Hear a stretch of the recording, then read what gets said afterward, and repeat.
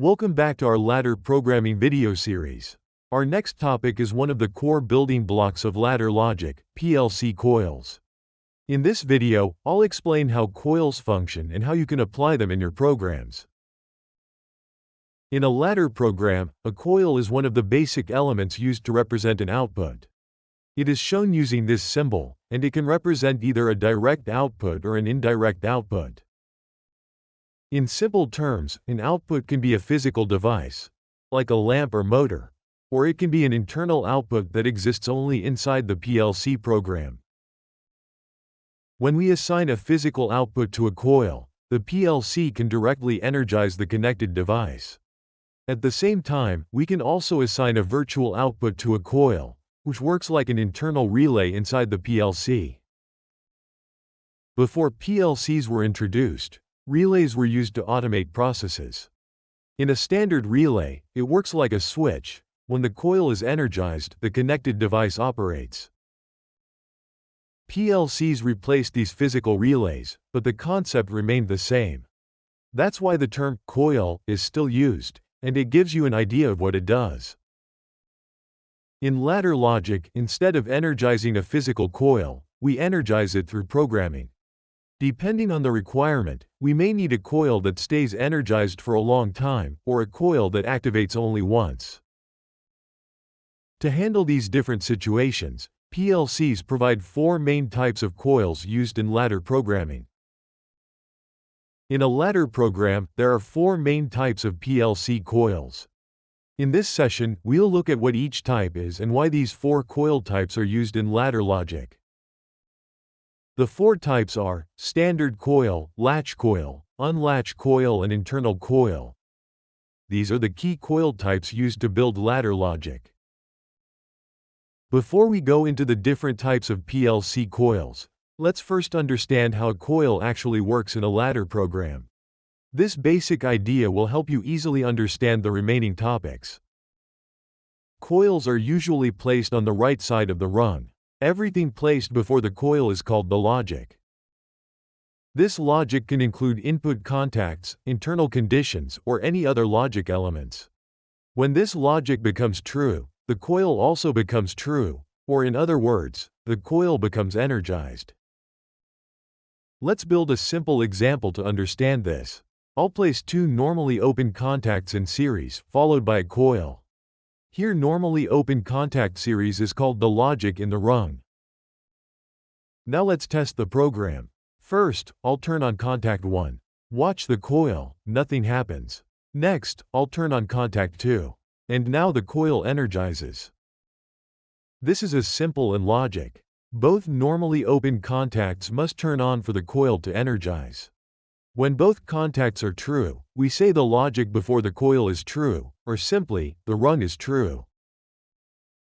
In this session, I want to explain another powerful benefit of using output coils in a PLC program. Whenever we use a coil, whether it is a standard coil, set coil, reset coil, or an internal memory coil, we must assign a variable to that coil. This variable represents the coil's status, whether it is on or off. For example, if we use a memory bit, we might assign a variable like M0. This variable stores the state of that coil, and the PLC keeps track of whether M0 is energized or not. Why is this useful? The real advantage here is that the same variable used for the coil can also be reused as a contact anywhere in the ladder program. So, if the coil M0 becomes energized, and you want to trigger another action based on that condition, you can simply place an M0 contact in another rung. Now that you have a clear understanding of what a coil is and how it operates, let's move on to the four main types of PLC coils and explore them in more detail. A standard coil represents a physical output in the PLC. Outputs like Y1, Y2, Y3, and so on are directly assigned to this type of coil. This coil is used to control devices such as motors, relays, solenoid valves, and contactors. In ladder logic, this coil is shown using this symbol. Also, keep in mind, this symbol may slight different with PLC brands. The most important thing to understand is how a standard coil behaves when it is energized. A standard coil stays energized as long as the logic before the coil is true. That means, when the input condition becomes true, the coil turns on. And when the input condition becomes false, the coil immediately turns off. To see this in action, let's build a simple ladder. We'll use a normally open contact to control a standard coil and observe how it behaves. First, I'll place a normally open contact and then add a standard coil in the rung. Now, let's test the program. When the normally open contact becomes true, the coil energizes. When the contact becomes false, the coil de-energizes. As you can see, the coil stays on only while the logic before it remains true. A latch coil in a PLC ladder program is a special type of output coil. In the ladder, it is represented using this symbol. In some PLC brands, it is also called a set coil. Let's test it using the same ladder we built earlier, but this time we'll replace the standard coil with the latch coil. When we press the push button, the coil energizes. Now, even after releasing the push button, the coil remains energized. Did you notice the difference? The key feature of a latch coil is that it keeps the output on even after the input condition turns off. An unlatched coil in ladder programming is used to turn off a previously latched coil. It is represented using this symbol, and in some PLC brands, it is also called a reset coil. The concept is the same. Let's say we have an output latched using a latch coil. This output will stay on continuously. The unlatched coil is used to de-energize the output that was activated by the latch coil. Here's how we use an unlatched coil in a ladder program. First, we latch an output coil, for example Y1, in one rung. To unlatch it, we place a normally open contact in another rung and add an unlatched coil for Y1. Let's test the program. We first latch the coil using the first rung. Y1 is now latched. Next, when we press the push button in the second rung, the unlatched coil gets energized, and Y1 is de-energized. The key point is, when the input condition of the unlatched coil becomes true, the coil also becomes true, which means the latched output is turned off. An internal coil, also called an internal memory bit, is a special type of coil inside the PLC. It doesn't control any physical output like a motor or a lamp. Instead, it is used only inside the PLC for logic building purposes. Memory bits are commonly represented with a coil symbol, and their names usually start with the letter M, followed by a number. For example, M0, M10, or M100. When a ladder program becomes complex, using too many contacts in a single rung can make it messy and hard to read. Memory bits help us simplify the program and keep the ladder diagram clean. Suppose we want to turn on a motor only when 5 conditions are met, such as start push button, proximity sensor signal, stop push button, limit switch signal, and another safety condition.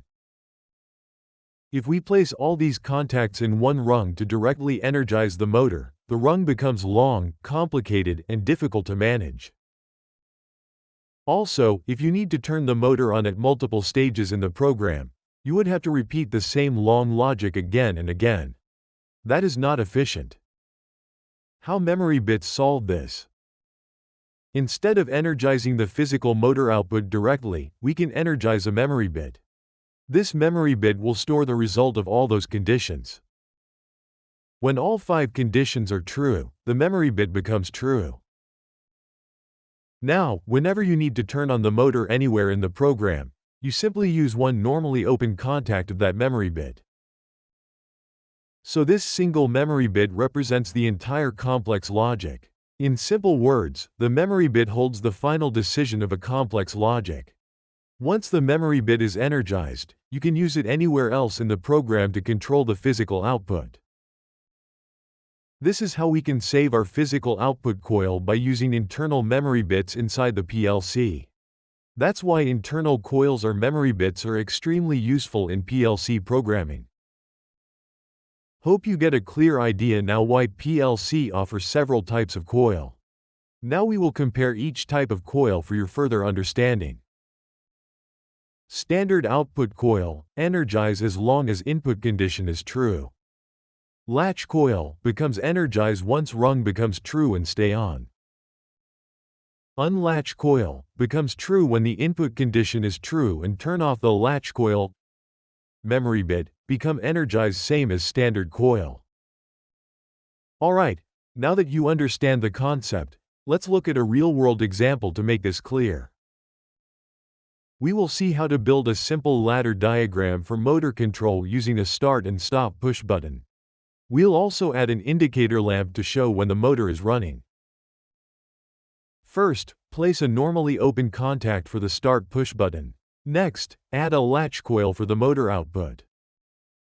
This latch coil keeps the motor running even after the start button is released.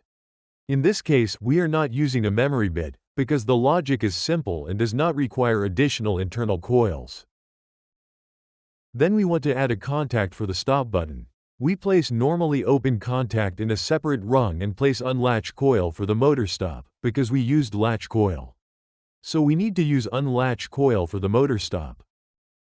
Now, to show that the motor is running, we create another rung for the indicator lamp. In that rung, add a contact that uses the same output variable as the motor coil. Then place an output coil for the indicator lamp. Since the contact is linked to the motor coil, the lamp will turn on whenever the motor is running. In other words, the lamp coil becomes energized because it uses the motor's output status as the condition. This example shows how we use different coils depending on the requirement. Sometimes we use physical output coils, sometimes latch coils, and in complex logic, we use memory bits. Now you can clearly understand why PLCs offer multiple coil types. Each one serves a specific purpose depending on the logic we need to build.